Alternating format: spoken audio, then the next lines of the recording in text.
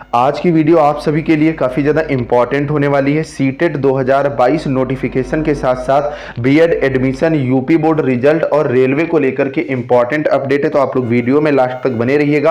और चैनल पर नया तो चैनल को सब्सक्राइब, वीडियो को लाइक जरूर करना, क्योंकि ये चैनल हमेशा आपको रियल और ऑथेंटिक अपडेट प्रोवाइड करता है। आज मैं आपको बताने वाला हूं उत्तर प्रदेश बीएड प्रवेश परीक्षा की बेस्ट बुक के बारे में, जो कि चक्षु प्रकाशन की है। इसमें आपको 2700 से ज़्यादा ऑब्जेक्टिव क्वेश्चंस के साथ साथ 5 सॉल्व पेपर व्याख्यात्मक हल के साथ मिल जाते हैं। और इसमें पाठ्यक्रमानुसार संपूर्ण थ्योरी आपको जो है वो प्रोवाइड की गई है। अपडेटेड सिलेबस के साथ एक्सपर्ट्स की देखरेख में तैयार की गई एक बेहतरीन बुक है।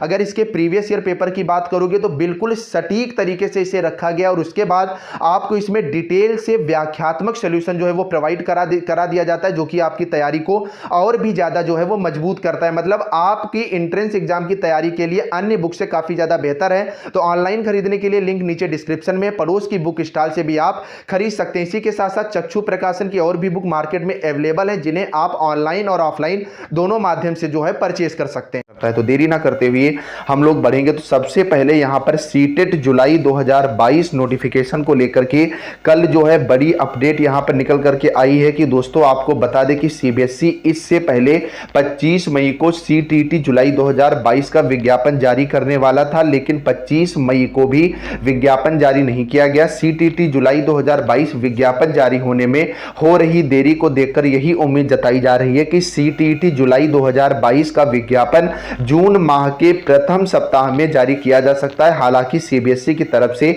सीटीटी जुलाई 2022 को लेकर अभी तक कोई ऑफिशियल सूचना जो है वो नहीं जारी की गई है, लेकिन चंडीगढ़ की तरफ से भी बड़ी अपडेट थी और पूरे ये कयास इस बार लगाए जा रहे हैं कि सीटेट जो जुलाई में जिसका होना है वो वाला आपका आवेदन जो है वो लिए ही जाएंगे। तो उम्मीद है कि जून के प्रथम सप्ताह में सीटेट का जो नोटिफिकेशन आपको यहां पर देखने को मिल सकता है। तो चैनल को सब्सक्राइब करके रख लेना, जैसे ही आएगा आपको सबसे पहले बताया जाएगा। नेक्स्ट यहां पर बड़ी अपडेट आ रही है। दिल्ली हाईकोर्ट ने एनसीटीई के निर्णय पर स्थगन आदेश जो है वो जारी कर दिया है। पीएआर ना भरने वाले बीएड कॉलेजों को यहां पर बड़ी राहत दी गई है। परफॉर्मेंस अप्रेजल रिपोर्ट पीएआर ना देने के कारण national council of teachers association NCTE द्वारा नए सत्र में बीएड, एमएड और बीटीसी में प्रवेश लेने के अधिकार से वंचित कर दिए गए महाविद्यालयों को दिल्ली हाईकोर्ट से राहत मिल गई है। हाईकोर्ट ने कॉलेजों की अपील पर एनसीटीई के निर्णय पर स्थगन आदेश जारी कर दिया है। इस आदेश से दीनदयाल उपाध्याय, गोरखपुर विश्वविद्यालय और सिद्धार्थ विश्वविद्यालय के करीब 3 दर्जन कॉलेजों को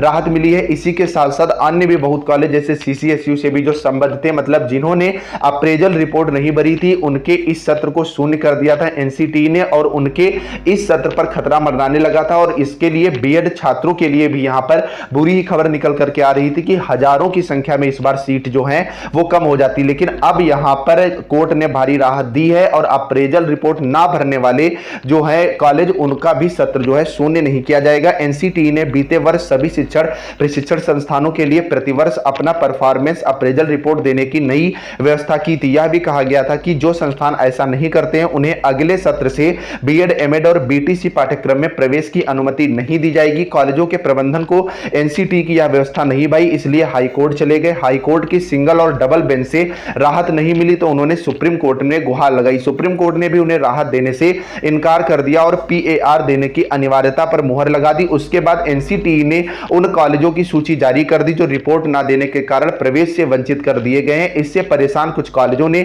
दिल्ली हाईकोर्ट में अपील की, जहां से उन्हें स्थगन आदेश मिल गया है। हाईकोर्ट जाने वालों में डीडीयू से संबद्ध 4 कॉलेज भी शामिल है। इस आदेश सर के देश भर के उन सभी शिक्षण प्रशिक्षण संस्थानों को राहत मिल गई है जिन्होंने पीआर जो है वो नहीं दिया था, और इसकी उम्मीद पहले से ही लग रही थी, क्योंकि अदरवाइज हजारों की संख्या में जो कॉलेज है वो अप्रेजल रिपोर्ट नहीं भर पाए थे, और इनके सबके इस सत्र पर खतरा जो है वो यहां पर मंडराने लगा था। तो अब जितनी भी बीएड की सीटें हैं सब पर यहां पर एडमिशन होगा। नेक्स्ट यहां पर बीएड प्रवेश परीक्षा को लेकर के बड़ी अपडेट आ रही है। बीएड प्रवेश परीक्षा के लिए 1400 से अधिक परीक्षा केंद्र जो है वो बनाने की तैयारी है। रुहेलखंड विश्वविद्यालय बीएड संयुक्त प्रवेश परीक्षा कराने की तैयारी में जुटा है। इस बार परीक्षा के लिए 1400 से अधिक केंद्र बनाने की तैयारी है। इससे पहले इस परीक्षा के लिए कभी इतनी बड़ी संख्या में केंद्र नहीं बनाए गए हैं। बीएड प्रवेश परीक्षा के लिए फॉर्म 20 मई तक भरवाए गए थे। इसके बाद विश्वविद्यालय की ओर आवेदनों और उनके साथ संलग्न प्रमाण पत्रों भारांकों की जांच के लिए टीम बनाई गई है। जांच किस तरह से होगी और अंकों का जोड़ कैसे लगाया जाएगा, इसके लिए तकनीकी एजेंसी विश्वविद्यालय के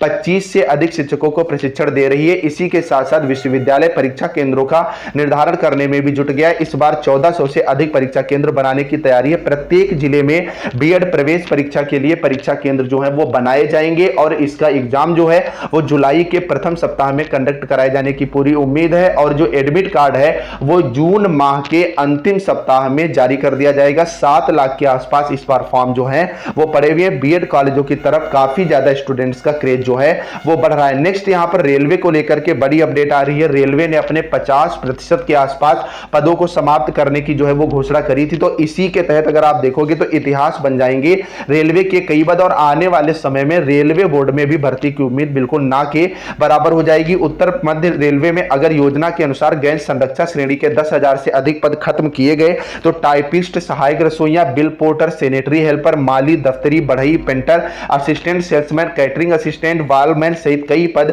खत्म हो जाएंगे। अभी इन पदों पर कार्य कर रहे स्टाफ को अन्य विभागों में समायोजित कर दिया जाएगा और भविष्य में इन पदों पर रेलवे जो है वो कभी भी भर्ती नहीं करेगा। बोर्ड ने यह भी निर्देश दिए हैं कि जोनल रेलवे अपने स्तर पर भी ऐसे पदों को चिन्हित करे जिनका पूरा उपयोग नहीं हो रहा है। इस श्रेणी में टाइम कीपर स्टाफ, सांख्यिकी स्टाफ, टिकटिंग स्टाफ, सुरक्षा स्टाफ, स्टोर खलासी जैसे पद भी जो है वो शामिल है, क्योंकि रेलवे जो है वो नई नीतियों से स्पष्ट है कि निजीकरण की तरफ कदम जो है वो बढ़ा रहा है। इसका पूरे देश में व्यापक विरोध भी जो है वो हो रहा है। रेलवे बोर्ड से अभी कई पत्र प्राप्त हुए हैं, उन सभी पर समग्र अध्ययन चल रहा है। बीते कुछ वर्ष में ऐसे कई पद हैं जिनका कोई उपयोग नहीं है। बीते कुछ वर्ष में नई एक्टिविटी भी शुरू हुई है, उनके सापेक्ष पद नहीं है। ऐसे में अब जिन पदों का उपयोग नहीं रह गया है उन कर्मचारियों से क्या काम लिया जाए उस पर जो है वो मंथन चल रहा है। इसी को लेकर के जो आपके मंडल मंत्री हैं North Central Railway Men's Union के, उन्होंने कहा है रेलवे मेंस यूनियन इस कदम को नहीं लागू होने देगा, इसका पुरजोर विरोध किया जाएगा। इससे आने वाले समय में भर्तियां जो है वो बिल्कुल खत्म हो जाएंगी। नेक्स्ट यहां पर सेना भर्ती को लेकर के बड़ी अपडेट है कि सेना में 2 साल बाद नई नीति से जो है वो भर्ती की जाएगी। जवानों का कार्यकाल 6 महीने के प्रशिक्षण समेत हो सकता है, कुल 4 वर्ष का। मतलब रेलवे बोर्ड अब केवल 4 वर्ष के लिए यहां पर भर्ती जो है करेगा। अगर कोरोना के कारण पिछले 2 साल से बंद सेना की भर्ती फिर से शुरू करने की तैयारी है। हालांकि इस बार एक नई नीति के तहत भर्ती की बात कही जा रही है। इस नीति के तहत अधिकारी से नीचे के पदों पर अल्प अवधि शॉर्ट सर्विस के लिए सेना में भर्ती की जाएगी। मतलब केवल यहां पर 4 वर्ष के लिए इनकी सेवाएं ली जाएंगी और कोरोना 2020 से यहां पर भर्तियां जो हैं वो बंद है। लेकिन यहां पर इन्होंने इस बार ये स्पष्ट कर दिया है कि 45 दिन पहले उम्मीदवारों को ऑनलाइन प्रक्रिया जो है सेना भर्ती के लिए यहां पर पूरी करनी होगी। बाकी आप स्क्रीनशॉट लेकर के पूरी अपडेट पढ़ सकते हैं, कोई डाउट हो तो कमेंट करके भी पूछ सकते हैं। नेक्स्ट यहां पर high school board UP board result को लेकर के बड़ी अपडेट आ रही है। 10 जून के बाद कभी भी यूपी बोर्ड का रिजल्ट जो है वो जारी हो सकता है। उत्तर प्रदेश माध्यमिक शिक्षा परिषद यूपी बोर्ड की हाई स्कूल और इंटरमीडिएट 2022 की परीक्षा, प्रायोगिक परीक्षा व उत्तर पुस्तिकाओं के मूल्यांकन का कार्य विधानसभा चुनाव के कारण उलझा रहा। स्थिति यह बनी है कि यूपी बोर्ड को लिखित परीक्षा के बाद प्रायोगिक परीक्षा करानी पड़ी। इतना ही नहीं, प्रायोगिक परीक्षा और उत्तर पुस्तिकाओं के मूल्यांकन की तिथियां भी टकरा गई, जिसके चलते दोनों कार्य जो है वो साथ साथ चलते रहे। ऐसे में 10 जून के पहले परिणाम आने की संभावना जो है वो नहीं है। इसके बाद यूपी बोर्ड कभी भी परिणाम जो है वो घोषित कर सकता है। तो अब यहां पर जो छात्र लगातार परेशान हो रहे थे यूपी बोर्ड के रिजल्ट को लेकर के, तो अब ज्यादा परेशान होने की जरूरत नहीं है। आपको 10 से 15 दिन का जो है वो वेट करना है, आपका यूपी बोर्ड का रिजल्ट जो है वो जारी कर दिया जाएगा। बाकी की जो अपडेट है आपको टेलीग्राम ग्रुप पर मिल जाती है, तो टेलीग्राम ग्रुप ज्वाइन कर लो और भी जो अपडेट होंगी वो आप लोगों को शेयर कर दी जाएंगी। और कोई डाउट है तो कमेंट में पूछिएगा। जाते जाते चैनल को सब्सक्राइब, वीडियो को लाइक करके जरूर जाइएगा। Bye bye guys.